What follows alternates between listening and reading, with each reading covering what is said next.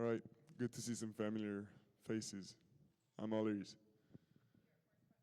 We're going to start in English and then we'll get to French on the back end. Hey Victor, how was your summer? How was the whole Olympic experience? So summer was long, so I mean, a bunch of stuff happened. The Olympics, of course, the whole preparation with the national team. That was a great experience. Very demanding mentally, I would say. First, for of course like the tactical aspect of the game, but also the fact that the Olympics is only 6 games, so it's 6 games at best. So it's super high intensity, higher than I've seen. So very demanding on that side. And but I would say the time I spent here also in San Antonio, like working out, it was like very good work. Is there anything you can take from that Olympic experience that might apply to your job at the Spurs?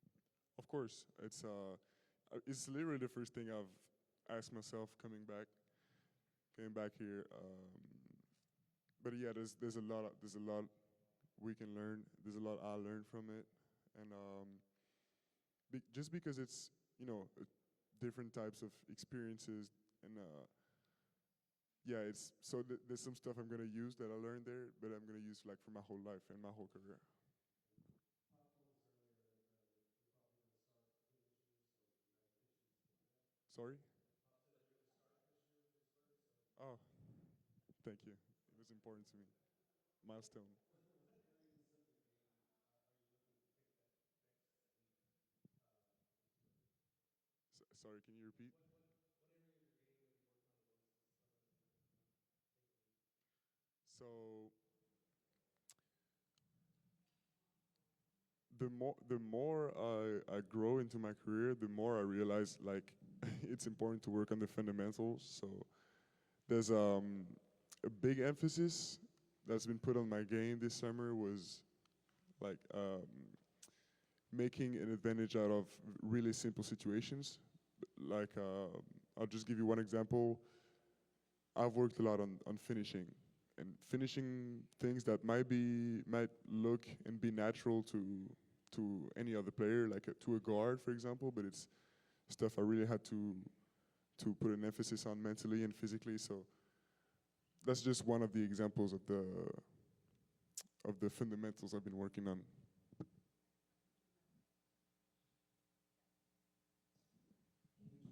Hey Victor, how much Chris Paul did you watch growing up, and what are you most looking forward to in sharing the court with Wembanyama? How much did I watch him? A lot, of course. It's yes. I mean, a player I really actually I can actually remember, from watching as a kid, and it's I'm really excited. Just the only the week we've spent here with him, all of us, we learned a lot, and I think we all knew he was gonna fit with us, but the way also he's trying to make his best to fit in with us and to teach us like from day one. It's to me it's really important because it's you know you have it or you don't, and he has it. He has this will to transmit to us. So I'm really excited. Victor, you're listed at 235 pounds on the roster. What went into increasing that muscle and weight? And also, can you talk about working with Jamal Crawford over the summer? Can you repeat the first question? Yeah, you weighed 235 according to the roster. What all went into gaining that weight and added muscle? How did that happen? Yeah. Oh, so it's like I would say it's a natural process because I'm trying to you know it's important to work in a way that's good for your body and respect the body's identity, I would say. So it's we really put an emphasis on gaining strength and like core strength, but not gaining weight necessarily, but weight will come with strength. So it's just a result of the good work we've done all summer. I'm really satisfied with the summer we just had here, and What was the second question? Yeah, Jamal. I mean, I think it was my first time working with like for this long period of time with a retired actual player, NBA player. It was. I mean, I just learned a lot. Because the view he has on the game is different from a coach's. Because he's been. I mean, he's been through. He understands the player more than maybe any coaches I've seen before.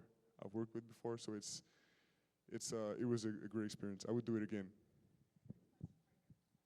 Victor, you probably haven't heard it given how busy you were during the summer, but former NBA players, analysts, folks have talked about how as early as this year you could become, if not the best player in the league, then one of the very best players at the very top of the league. Wondering how you manage those expectations and what your expectations for yourself are as you enter year number two.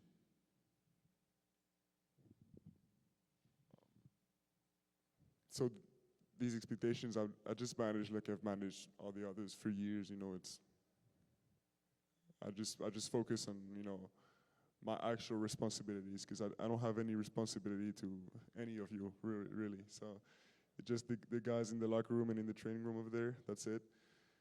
And so it's yeah, of course. I mean, I can say I'm glad these abilities are being recognized, because I know eventually I'm gonna be in those conversations, but we, as always, my emphasis is always gonna be on winning and helping my teammates, making my teammates better as much as I can. So it's yeah, it's no different than previous years. It's just that now, last year our expectations for ourselves was to to learn and to yeah like to learn to know ourselves, and I think towards the end of the year it really showed. But this year we expect from us to win. Victor, those 6 games in France, they seem to present a form of pressure that was much different from the pressure you faced in the games in San Antonio last year. First of all, how much did you enjoy that? And secondly, how soon do you think it'll be before you get to experience pressure like that again in 2 years?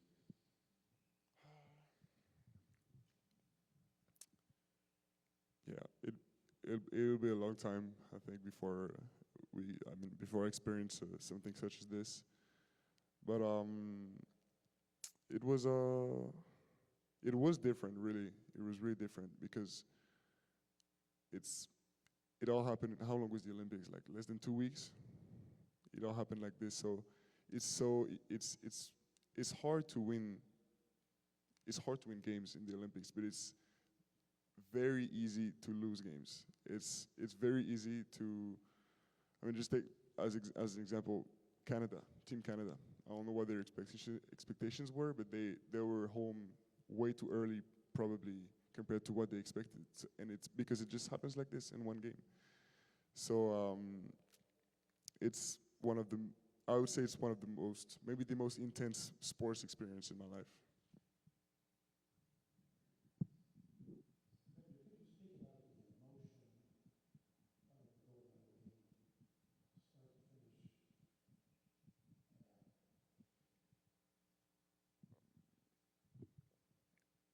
So the emotion, I mean, the emotion started when we qualified, for the gold medal game. First, I mean, I felt really, really lucky to have the chance to live those experiences, and I felt proud as well. But during the game, we were so like, I mean, during all elimination games, really, for 40 minutes, we were like locked in and thinking about one thing is the next play, thinking about also as a team, it builds something to have this level of concentration, all of us towards the same goal.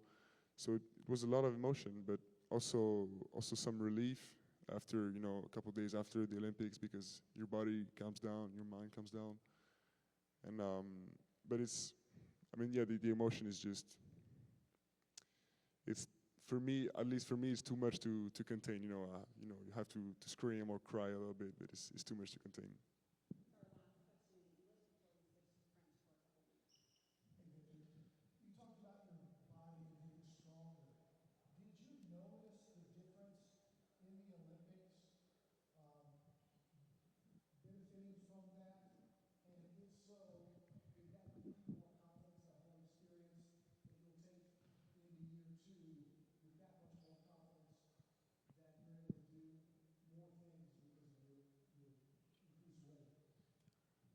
Yeah, it's so.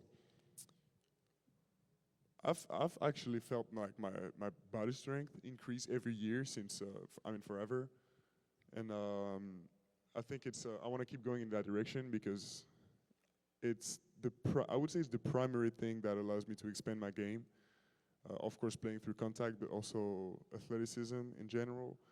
So and really, I spent some like maybe how long was it? Like 2 months before in here in San Antonio before going to France for the Olympics, and those 2 months were of hard work were like enough to make me pass another step. And after the Olympics, I spent like 4 or 5 weeks working here right now, and it's enough to make me pass another step. And this is how I want to go. I want to keep progressing every year, every summer, and it. I mean, it helped me already during the Olympics, and I'm sure it's going to help me during the season too. Thank you. We'll go to French. On passe en français, bonjour Victor. Salut. Je me posais la question sur le dribble individuel. Évidemment, vas avoir une grosse progression cette année. Toi, de plus en plus rempli ta carrière, j'imagine, parce que tes temps d'année, par exemple, sans blessure, par exemple, je pense que tu peux l'avoir. Est-ce que être All-Star, par exemple, c'est quelque chose qui est important pour toi? En gros, est-ce que tu considères cette année de devenir un top 15 joueur NBA? Bien sûr, il y a des objectifs que j'observe et d'autres qui sont censés être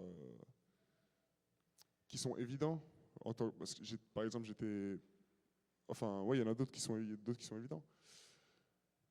Euh, mais comme d'habitude c'est être All-Star. Bien sûr que j'ai envie d'être All-Star, mais ça viendra si j'aide mon équipe de la meilleure manière, je suis sûr que je serai All-Star.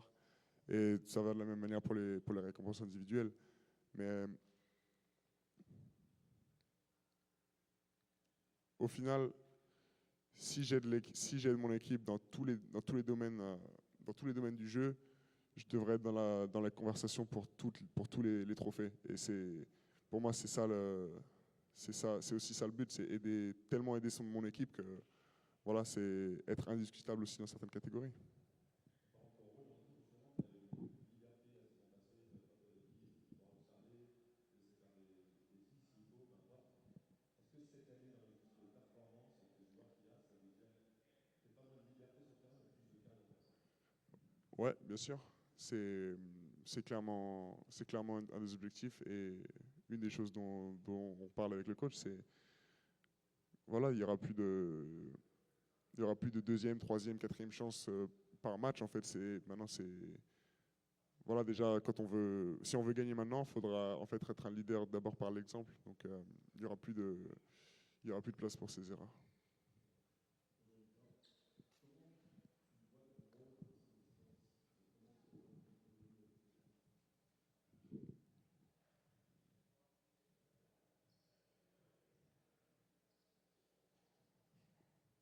Mon rôle, je le vois, donc comme je disais, j'ai envie d'être leader par l'exemple, leader dans le vestiaire aussi, mais avant tout sur le terrain.